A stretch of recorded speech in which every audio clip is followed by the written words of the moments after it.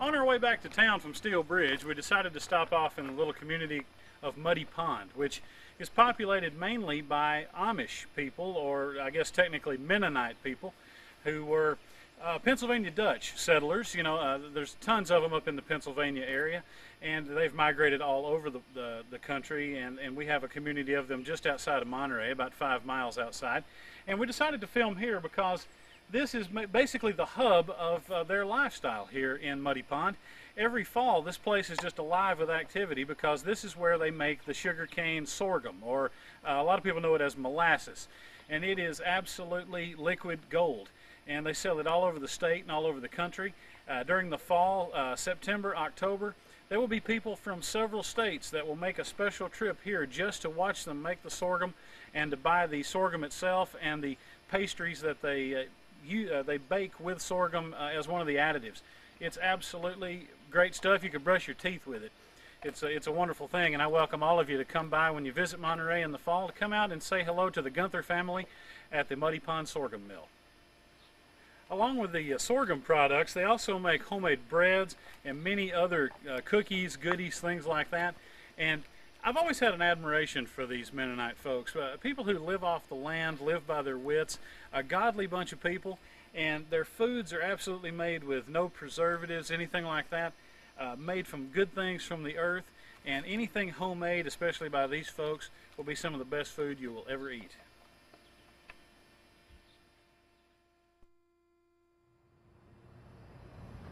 Hello folks, here we are back in town in Monterey and in front of one of a lot of our residents' favorite spot in the whole town. This is Monterey High School, home of the Wildcats, and it's where many of us spent our formative years. I mean, who we are today has a lot to do with who we were when we were inside that building.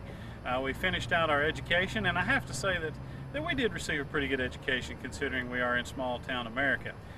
This building behind us, it contains so many memories. It's where a lot of us form friendships that we will have our entire life. Just enjoyed being here so much. I loved it so much that I had to come back with your friend Brent Walker, and we spent a lot of times in here DJing dances and doing the public address announcements for basketball games and just helping out any way we could.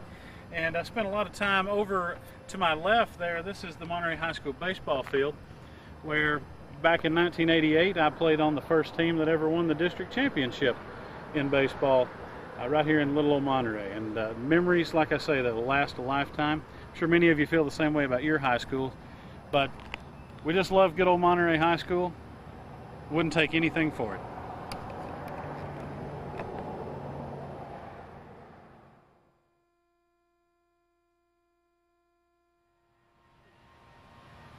Hello once again folks, here we are behind Monterey High School. We are on Medley Field, which is our football field.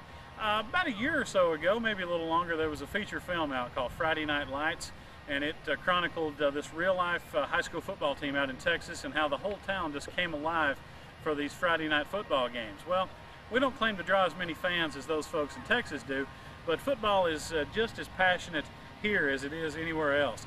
And this field is the hub of activity for Friday night home games here in Monterey. Your good friend Brent Walker, not far from this very spot, caught many touchdown passes when he was a member of the Monterey Wildcats football team, and we thought that no tour of Monterey would be complete without a visit to Medley Field and Monterey High School's great football stadium.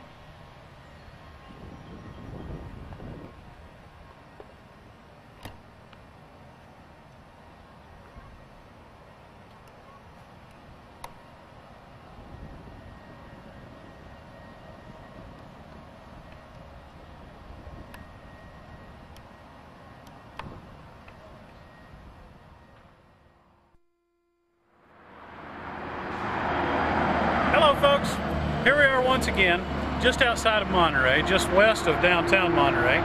This is Parker Road, and I'm going to have to speak up a little bit because this bridge crosses Interstate 40 just outside of our town.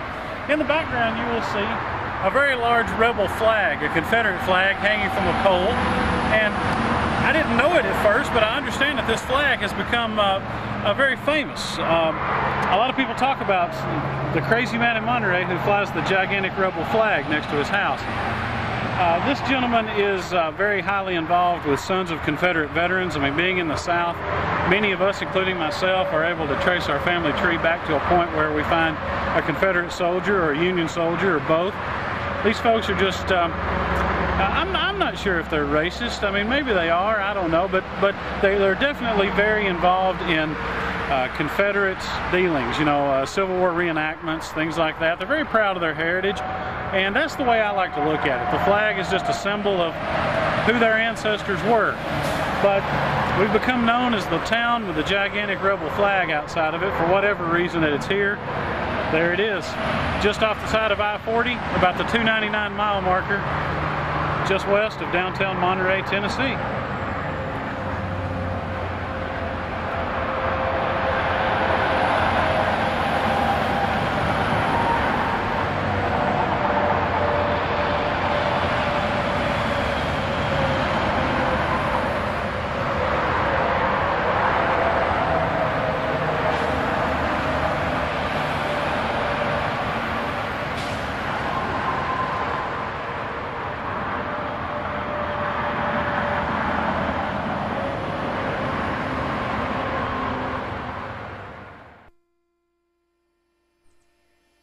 Hello folks, we've brought you just outside of Monterey. Actually, we've crossed over into the White County line from Putnam County. We're about 10 miles outside of Monterey. We wanted to bring you here because one of the more infamous people who ever lived around here is buried in this cemetery. This is the France Cemetery, and among the many Civil War veterans who are buried here, this gentleman here, Mr. Champ Ferguson, was, I guess, you know, history's written by the people who win the wars. So Champ Ferguson is known as a Confederate guerrilla. He led a band of men throughout this area, and he was captured toward the end of the war and executed in Nashville, and he wanted to be buried here in White County where he was from. So they brought him back here, and folks not long ago put up these nice marble tombstones for the Confederate war dead. There's always been a very interesting story about Champ Ferguson.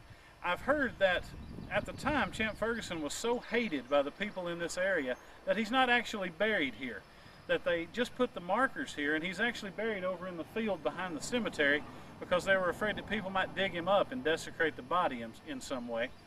But here we are, probably our most famous member of the war between the states, Champ Ferguson, and he was a Confederate guerrilla.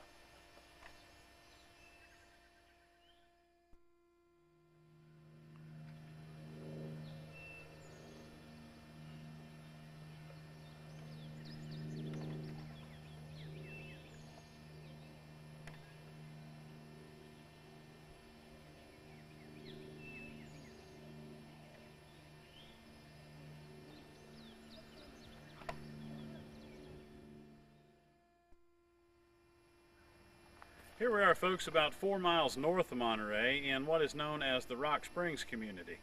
We brought you here because something historic happened here many years ago.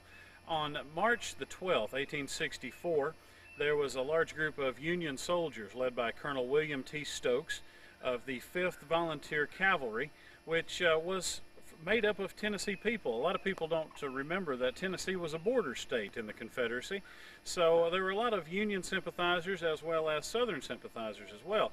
A lot of folks volunteered for both armies. So on that day, the family that lived in this home, they were Southern sympathizers, and this group of Union troops shot 6 Confederate soldiers here, and they're buried about 1.5 miles through the woods. It's a very hard trip to get over to where their graves are. But the family who lived here, like I say, they were Southern sympathizers, and things were not going very well for the Confederacy here in Tennessee at the time. It was one of the first states conquered by the North and occupied by the Northern Army. So there were little pockets of Southern sympathizers everywhere, and the family that lived in this home were some of those folks. And unfortunately, William Stokes, Colonel Stokes' men, found those gentlemen and basically executed them here on the side of this farm.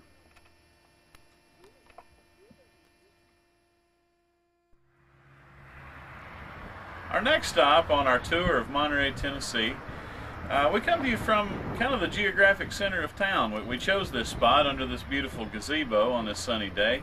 because we can talk about three of our town's most famous landmarks from here. First of all, you know, every great small town has a restaurant that just seems like it's been open forever, since you know, since your grandparents were alive. And it's because, you know, the food has consistently been, you know, pretty good. A place where you can get a meat and three, that kind of thing. And ours here in Monterey is called the Cup and Saucer. And it's been a mainstay of Commercial Avenue since the 1940s, really. You go inside, not only will you find good food and friendly service, but you're going to find photos that chronicle the entire history of Monterey from back, I guess, basically since photographs were invented. There's a lot of photographs of the railroad and coal miners and some of the great characters that have called Monterey home through the years. Earlier in the video, I also mentioned that at one time Monterey was quite a tourist attraction, and it had been home to 7 different hotels through the years. Well, the only one that is still standing and still around is right behind me. It's the Imperial Hotel, and as you can see on the sign, it was established in 1909, and it had fallen into disrepair when I was a younger man, but a gentleman bought it a few years ago and have renovated the inside of it, and as I understand it now, he actually has rooms for rent. It's a working hotel again.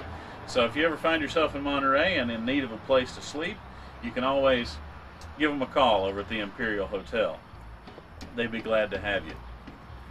And I guess the third thing, maybe the thing that brings more people to Monterey today than any other thing, is Phillips Shoe Store. And it is located back over to my left-hand side.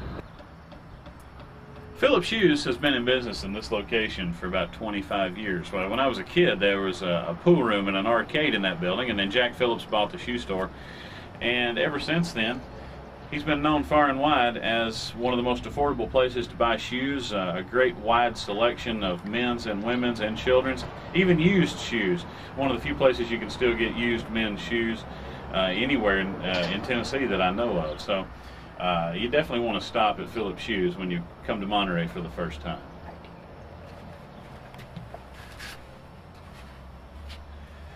So, here we are from the geographic center of town. We pretty much wrapped up those 3 great landmarks here in Monterey, and we're going to move on to another spot or two that make Monterey worth visiting.